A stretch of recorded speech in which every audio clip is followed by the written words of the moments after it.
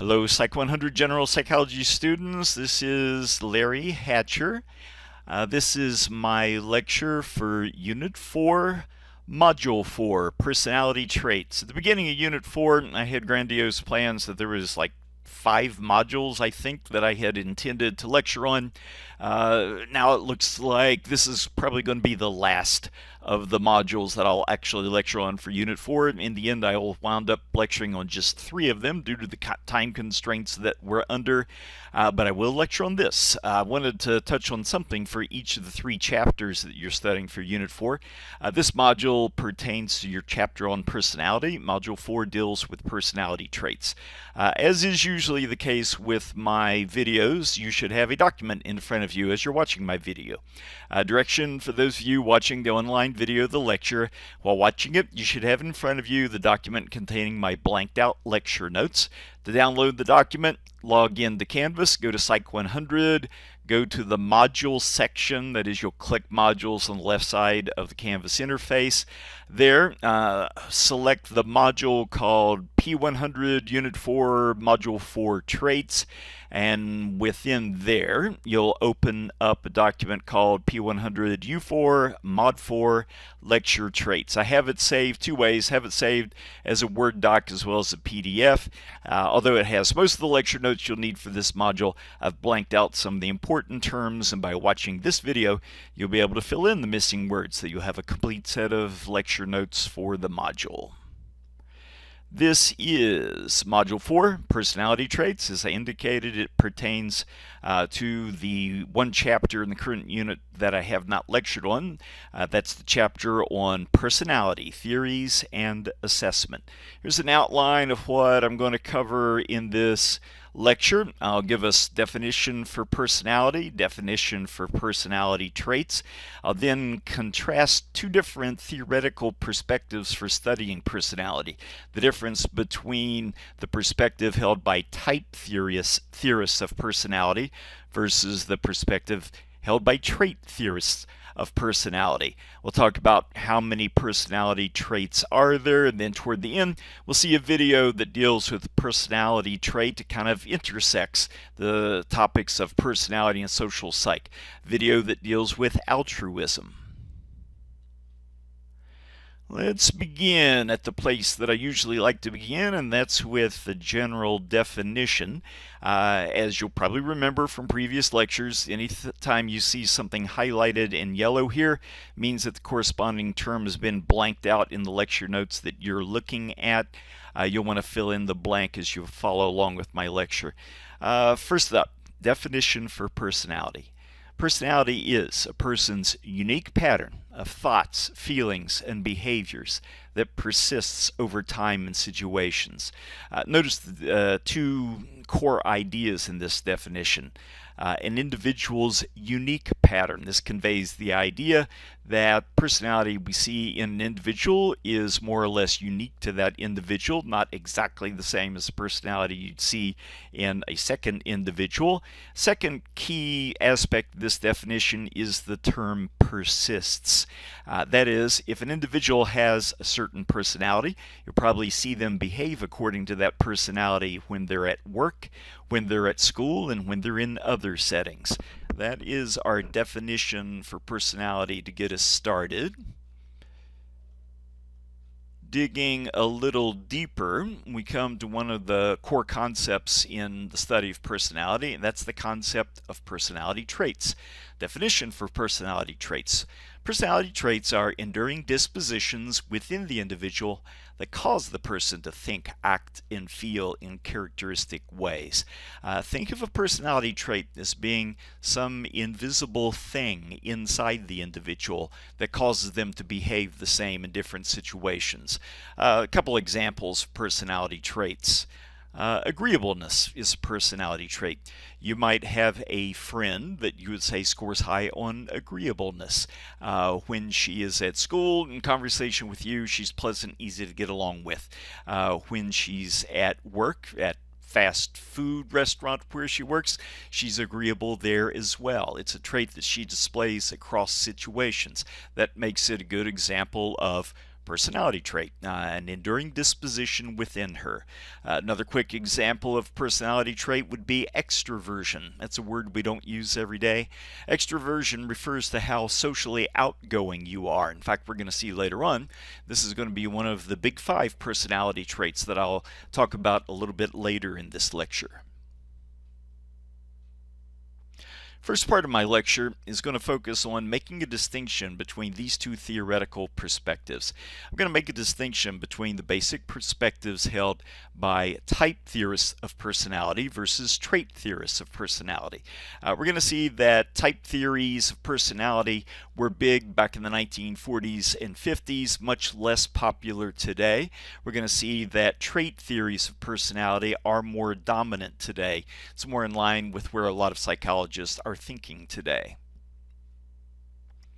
We're going to begin with what might be the more interesting perspective, although it's not as popular now as it was decades ago, and that is type theories of personality.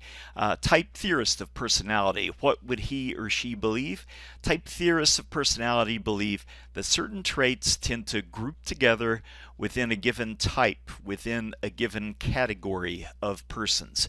It's possible to put together categories of individual, and people within that given category are going to be similar to one another. They're going to display the same cluster of personality traits. That is the basic assumption held by your typical type theorist of personality. Let's look at a not terribly serious type theory of personality. Years ago, I was a big fan of a comic strip called Life in Hell. It was drawn by Matt Groening. A lot of you are familiar with Matt Groening's work in that after he did this comic strip, he became very famous for helping to develop and produce the Simpsons cartoon series, which was on for ages on television. Back before he had that kind of success on television, he did comic strips, one of which was called Life in Hell. My wife bought for me a book that was a collection of his comic strips, and this one was all about love and romance. And each page of the book dealt with a different topic in love and romance. This one was titled Chapter 3, The 9 Types of Boyfriends. Notice what we're going to see in this panel is basically a type theory of personality. It is not meant to be a serious type theory of personality, but it's going to illustrate the basic idea of a type theory of personality. The idea that you can put people in categories, and within a category, people are going to display the same kind of personality traits. And I'm not going to go over all 9 of the types of boyfriends, but let's focus in on just 3 of them. One type of boyfriend is represented by the rabbit in this square, somebody that's called Old Man Grumpus.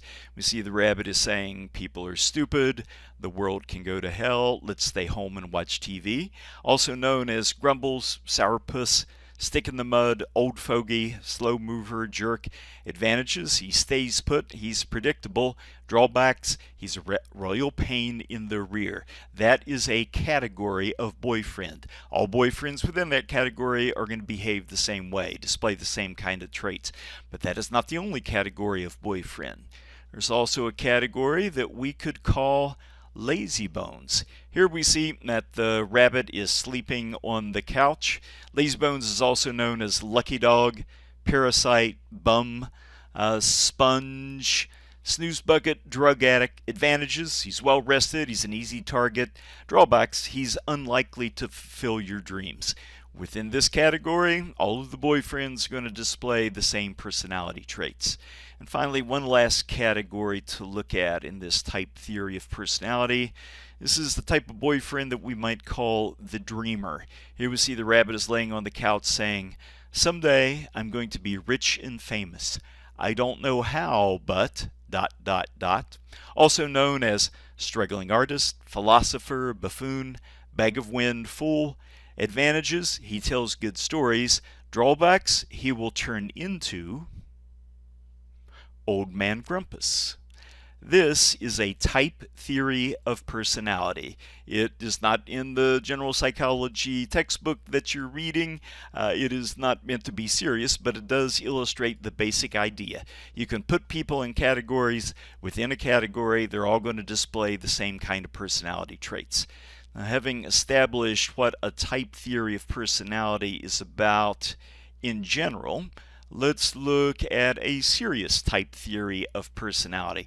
Probably the best known of the type theories of personality is something called Sheldon's constitutional theory. It is a type theory of personality. Put people in categories. Within a category, they're going to share similar traits.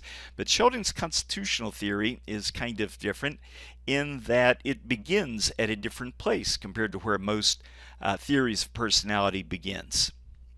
Sheldon's constitutional theory proposes that there's a relationship between body types and personality traits. If I know what your body type is, I can predict what kind of personality traits you have. Now, I'm not saying this is true. I'm not saying Sheldon's constitutional theory is valid. In a minute, I'll talk about whether the research evidence backs it up. But first, I want you to understand what Sheldon's constitutional theory is all about. Sheldon's constitutional theory assumes we can put people in categories according to their body type, observe their body, note what kind of body they have, put them in a category, and those within a given body type category will share the same personality traits. And Sheldon tells us what kind of traits would be displayed by people with a specific body type. One of the nice things about Sheldon's theory is it's not complex. Everybody falls into one of just 3 categories of body types. First up, of our 3 body types, the first Sheldon calls endomorphs. Now, I guess I should say something here at the outset. Sheldon's constitutional theory harkens back to a time when psychologists were trying to be taken seriously as a science, and therefore they used kind of arcane names for a lot of their concepts. Today we try to make psychology more user-friendly than that. But Sheldon did his work back at a time when you were coming up with kind of bizarre names for various concepts. Sheldon used the term endomorphs to refer to the first of our 3 body types. What kind of body do you have to be classified as being an endomorph? You have a soft, round body. Not muscular, you're not thin, you're soft and round. For each of our body types, I'm going to try to give you an example, and we'll come to our example in a second. But first, what kind of personality do you likely have if you are an endomorph? Sheldon says that if you're an endomorph, you have the soft, round body, I can predict what personality traits you have. You're probably sociable. You like to be with other people. You like to converse. And you probably love comfort. You'd rather spend an evening at home watching TV than going out and doing something exciting. Those are the personality traits that go with an endomorphic body. I said I'd give you an example for each of our body types. Here's a good example of an endomorph according to Sheldon's theory. Pillsbury Doughboy is an endomorph. He's got the body type, as you can see. Furthermore, when you think about it, Pillsbury Doughboy, his personality as it comes across in commercials, is fairly consistent with what Sheldon predicts. He says they should be sociable and love comfort. That kind of sounds like the Pillsbury Doughboy. In a minute, we'll see whether most of the research evidence backs up Sheldon's ideas, but we're not done with our body types yet. Let's keep going. We have another body type. Second of our 3 categories is the body type Sheldon calls mesomorphs. What kind of body type do you have to be classified as being a mesomorph? You have to be sturdy and muscular. I'll give you an example of a mesomorph in a second. First, what kind of personality traits do you probably have if you're a mesomorph? You love adventure. You love activity. For example, here's a good example of a mesomorph. Dwayne Johnson, known as The Rock back when he started his career in professional wrestling, good example of a mesomorph in terms of body type, sturdy and muscular. His personality traits consistent with what Sheldon said. Loves adventure, loves activity. I have no idea what Dwayne Johnson's actual personality is like, but that's very consistent with the characters that he plays in the movies. Maybe there is something to this. We'll see in a second. But we have a third body type that we need to talk about. The third category in Sheldon's type theory of personality. The name that Sheldon used for this third category, they're called ectomorphs. To be classified as an ectomorph, you have to have a thin, fragile body. Think of somebody that's kind of thin, skinny, and fragile-like. That's the body type. What kind of personality traits do you likely have if you're an ectomorph? You love privacy. You're restrained. You're self-conscious. You're concerned with intellectual matters. Those are the kind of personality traits we should see among people with a thin and fragile body type. What would be a good example of an ectomorph? How about Sheldon from The Big Bang Theory? Yes, it's a coincidence. They do share the same name. Sheldon from The Big Bang Theory, as far as I know, is not related to Sheldon, the psychologist that came up with this theory. But he's a good example of an ectomorph. He looks like an ectomorph, thin and fragile, and some of the characteristics that his television character displays are consistent with Sheldon's ideas.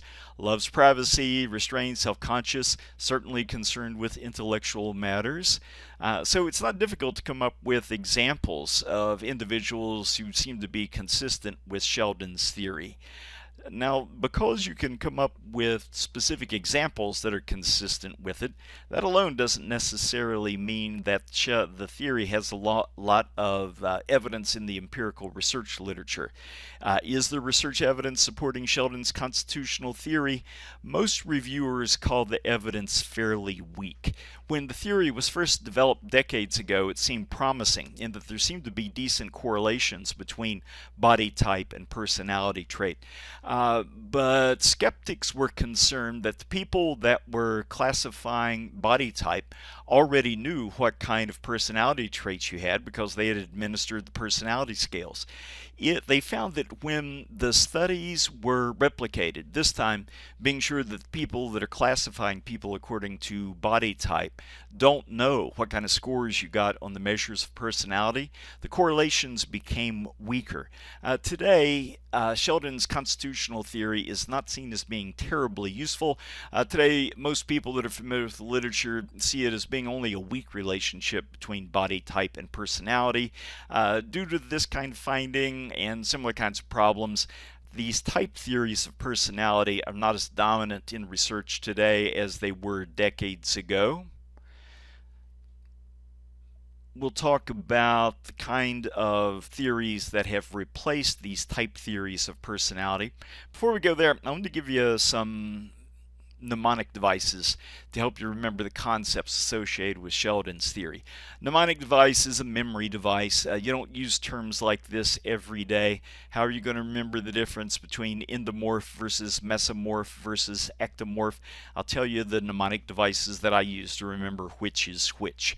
The letter M is the first letter in the word muscular, and it is also the first letter in the word mesomorph.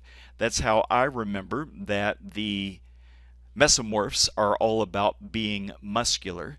You have more trouble when it comes to remembering the difference between endomorphs versus ectomorphs. They both begin with letter E. Here's the trick I use.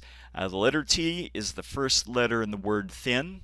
When you compare endomorphs to ectomorphs, ectomorphs is the only term that contains the letter T. So when I see that T in ectomorph, that reminds me, oh yes, the ectomorphs are the ones that are thin. There's a tip on how to remember the difference between endomorphs versus mesomorphs versus ectomorphs. Now, I indicated research evidence supporting Sheldon's theory is not terribly strong. In the decades since there was much work on it, most researchers in the area of personality have gone in different directions. One of the alternative directions that they've gone into is conducting research and doing scholarship on trait theories of personality. We're going to see that trait theories of personality are more popular among psychologists today than type theories of personality. What is it that trait theorists believe? Trait theorists in general argue against grouping people together into types. Trait theorists argue that each individual possesses a unique profile of traits and can be understood only in terms of his or her uniqueness. If you're a trait theorist of personality, then you believe that in order to understand someone, you don't put them in a category. Instead, you assess where does this individual stand on the most important personality traits. You put together a profile of traits for that individual, and to some extent each individual is going to be unique. No individual is going to be identical to another individual when it comes to this profile of traits. It doesn't make sense to put them into categories as is done with the type theories of personality. If you're a trait theorist of personality, then one of the first questions that you're going to have to address is this: how many personality traits are there? That is, if I'm going to assess somebody's personality, how many personality traits I'm going to have to measure in this individual in order to fully understand what they are all about. Now, your first thought might be, well, I need to know how many personality traits there are. I'll just go to the dictionary and I'll see how many terms appear in the dictionary for personality traits, and that'll tell me how many personality traits there are. Now, if you go that way, you'll be disappointed because you'll find that there are tens of thousands of terms for personality traits. This isn't workable. There's no way you can measure tens of thousands of traits in a given individual in order to work up their personality. But you look closer at those terms and you see that a lot of them are redundant. For example, one of the terms you find in the dictionary would be the term sociable. Another term you find in the dictionary is outgoing. Well, wait a minute, those two terms really refer to the same thing. There's a lot of redundancies in these terms. In the 40s and 50s and continuing to today, researchers have tried to boil down how many things do I really have to measure in order to fully understand someone's personality. For a long time, the magic number was 16. For a long time, the magic number was 16 because of the work done popularized by Raymond Cattell. Now, he actually changed his number of important personality traits at different points in his career. We're going to go with the number that's most associated with his name and his scholarship. Raymond Cattell, in a book published in '65 and in subsequent books and articles, initially concluded that there are 16 personality traits. If you really want to understand what somebody's all about, there are 16 different attributes that you need to measure in that individual. His work resulted in the development of an instrument called the 16PF questionnaire. For what it's worth, the PF here stands for personality factors. He measured personality for a big part of his career using this instrument, the 16PF questionnaire. If you took this, it'd be a large number of items that you would respond to, and in the end, you'd be scored on 16 personality traits. We'd see where you score on trait 1, where you score on trait 2, and among other things, the psychologist assessing your personality would be able to put together a profile that represented your personality. I have developed an illustration to illustrate this idea. Now, this profile that we're going to look at is fictitious, but the traits are for real. These are the 16 personality traits that constitutes Cattell's most popular idea about how many personality traits there are. Now, a personality trait is represented by two ends of a continuum. The first personality trait, trait A, Cattell would determine, are you relatively reserved, are you relatively outgoing, or are you somewhere in between those two extremes? I've drawn a dotted line here through the thing to represent the personality profile for a fictitious individual. We can see from the location of the line that this individual is somewhat more outgoing compared to reserved. Another personality trait, let's skip down to emotional stability. One of Catel's personality traits was emotionally stable, emotional stability. Would you be rated as being emotionally stable versus affected by feelings, or somewhere in between those two extremes?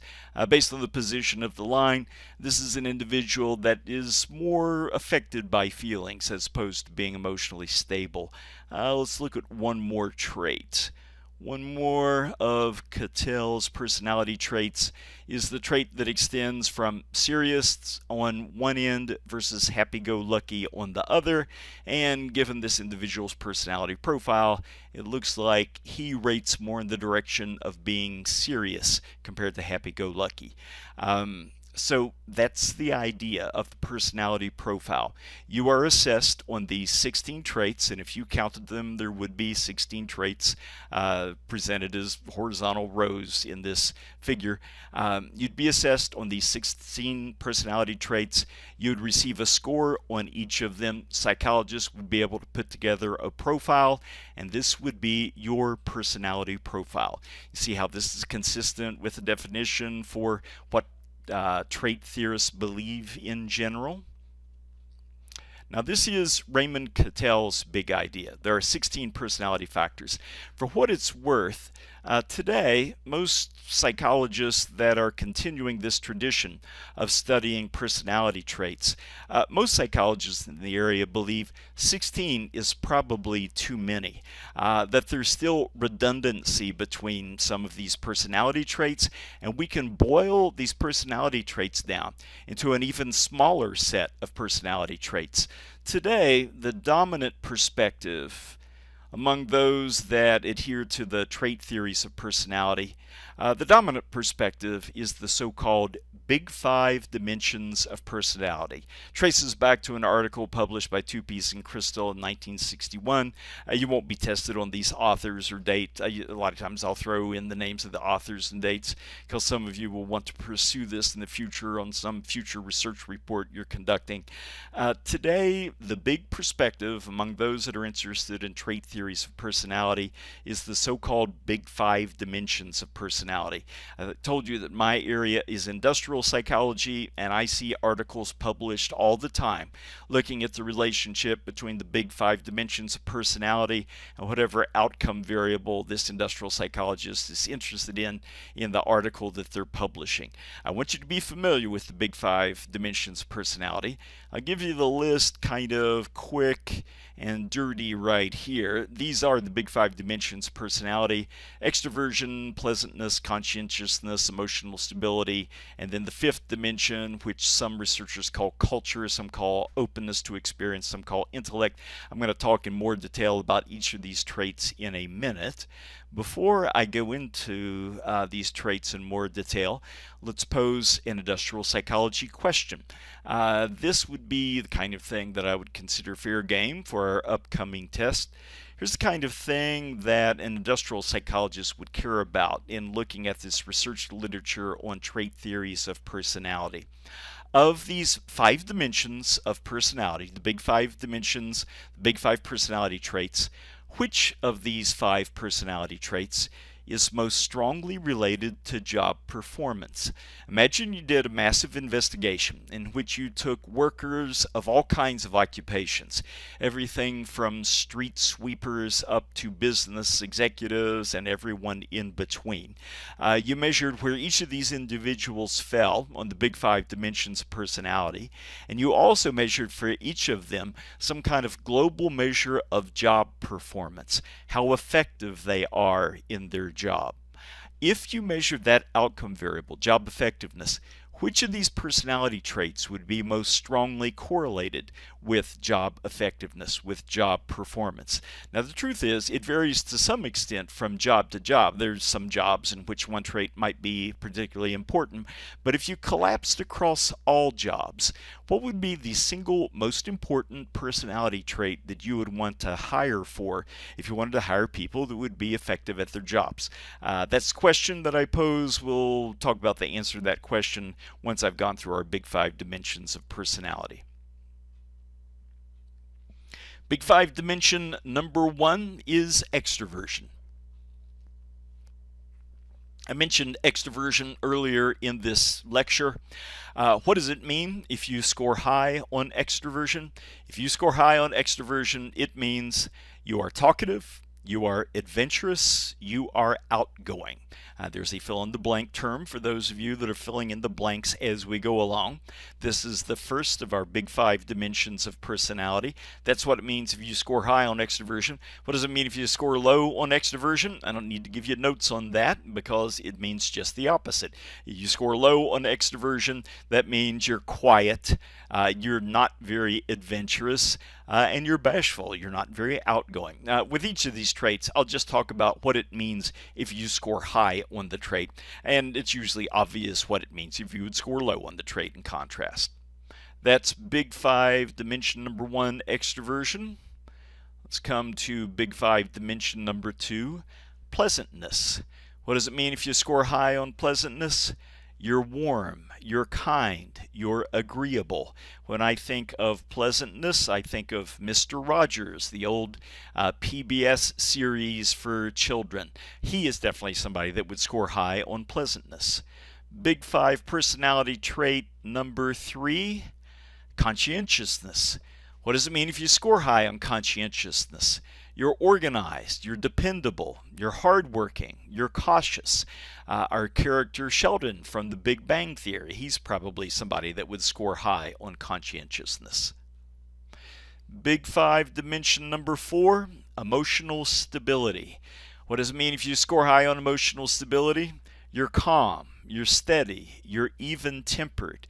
Think of the movie Scully that focused on the airliner pilot that landed his plane in the Hudson River with over 100 people on it, kept his cool, didn't become upset when the engines failed, and was able to land the plane safely, and nobody died in this event.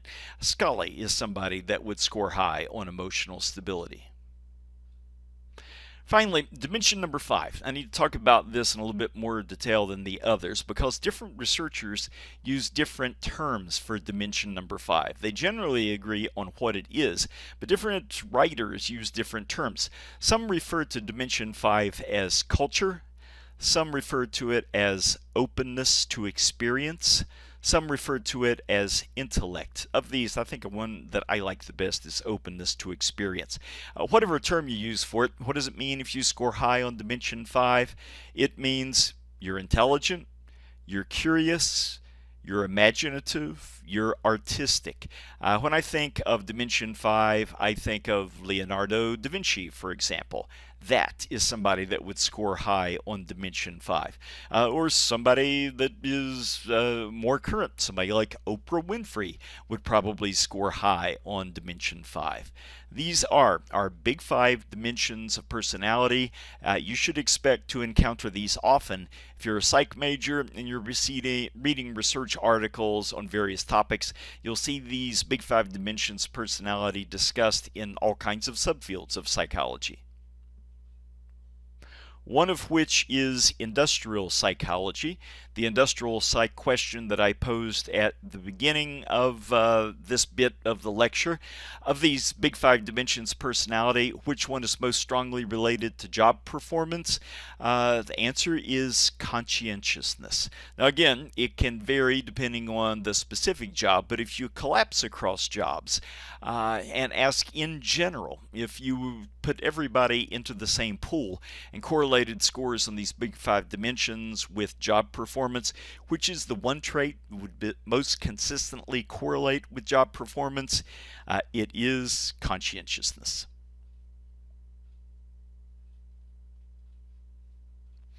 Brings us to our video related to this lecture. I'm going to ask my students in my section General Psychology to watch a video that's available on YouTube. It's called Why Some People Are More Altruistic Than Others. I like to show this video in Unit 4 because it really cuts across 2 of the chapters that we're studying. It is relevant to personality because altruism can be thought of to some extent as a personality trait. That's the assumption of the researcher that is making this TED Talk video that I'm going to have you watch. It can also be thought of as a topic that's relevant to social psychology, because there are some kinds of social conditions that bring about more altruism than others. I'm going to give you the link to watch a 12-minute video by the researcher Dr. Abigail Marsh. She defines altruism in this way. Altruism can be defined as a voluntary, costly behavior motivated by the desire to help another individual. If you're altruistic, that means you want to help other people and you're willing to pay the price to do so. That's what this part of the definition is all about. A voluntary, costly behavior. Something that costs your time, maybe costs your money, could theoretically cost you your life. But you engage in this behavior because of your desire to help someone else. Marsh has conducted a lot of research on altruism. One of her best publicized programs of research involved people who donated one of their kidneys to another person. Donating your kidney is a big deal. If you're donating your kidney, almost always it's a case where the other individual's life is going to be greatly hurt and sometimes lost because of problems related to their kidneys. By donating a kidney, you can theoretically save their life, but it comes at a cost to you. There's the time involved, the pain involved, plus the fact that now you are down to one kidney. If something bad happens to your kidney, chances are you will be the person to die. So this would be a prime group of people to study if you're interested in the subject of altruism. Two questions I want you to have in mind as you watch the video. One of these questions, maybe both of them, will pop up on test number 4 in my class. Question number 1, how are altruistic people different from the general population? And question number 2, according to Marsh, what's at the root of the increased level of altruism in the world today? Now, question number 2 might surprise you. If you're watching the news much, you might get the impression that there's less altruism in the world today than there was 100 years ago. But sociologists, historians that have looked at this and crunched the numbers find that that's not the case. In fact, today people are substantially more altruistic than they were 100 years ago, substantially more altruistic than they were 200 years ago. Well, how come? What is at the root of that? These are the questions that I want you to have in mind as you watch the video. It's a TED Talk that you find on YouTube. Here is the link to it. If you're looking at the document right now, you should be able to control-click that link and it'll take you right to the video. After you viewed the video, come back and read the rest of my notes and watch the rest of this video. I'll give you a tip-off. I'm going to give you the answer to one of these two questions, but the other you're going to be left on your own to find the answer to it. At this time, take a few minutes and watch Dr. Marsh's TED Talk on YouTube, then come back to my video. I assume that it is 12 minutes later and you have watched the video on YouTube. Of the two questions, I decided I'm going to answer the first one because it has kind of a multi-part answer to it.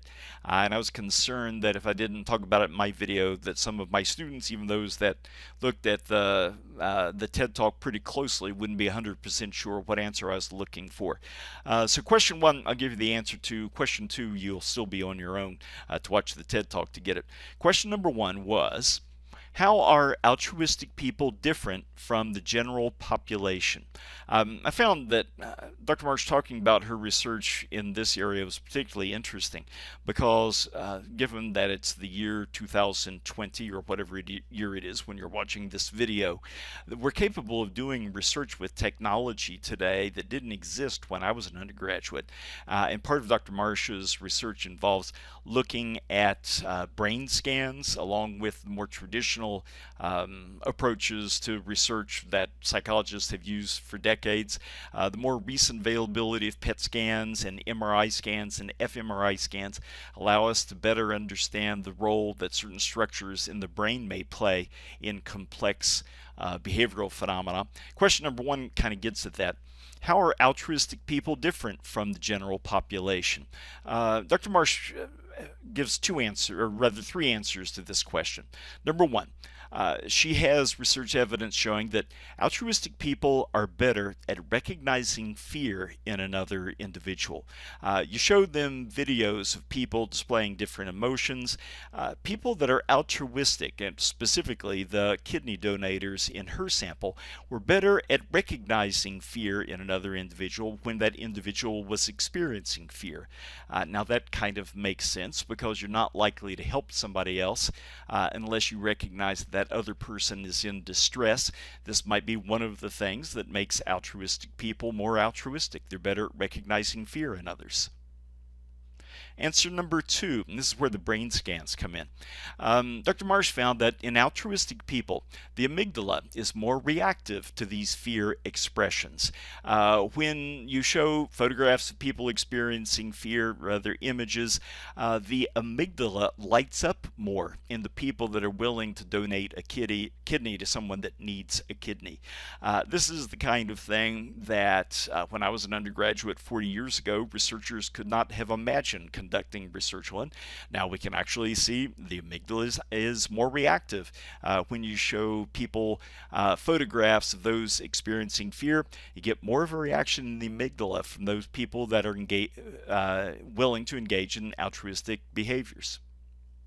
And finally, the third point that Dr. Marsh makes in her video also involves the amygdala. In altruistic people, the amygdala is larger than average. And yes, MRI scans and certain other imaging technologies are capable of measuring the size of certain brain structures. Her research shows that in altruistic people, specifically in a sample of people that were kidney donators, their amygdala was larger than average. Now this is just scratching the surface. 30 years from now, we'll know a lot more about the role that the amygdala and probably other brain structures show in altruism. But these are some fascinating findings that would not have been possible 40 years ago when I was an undergraduate. That was question one. How are altruistic people different from the general population? Question number two, I will leave in your lap. Question number two, according to Dr. Marsh, what's at the root of the increased level of altruism in the world today? Yes, people are more altruistic now than they were 100 years ago. How come? What's the big factor underlying that increase in altruism? The answer is in that 12-minute TED Talk video that I would like you to watch, in which Dr. Abigail Marsh talks about her research on altruism. That is the end of the lecture for this module, my module on personality traits, personality theory, and related issues. If you are a student in my class, spend a lot of time with the Ettinger textbook, spend a lot of time with your study guide.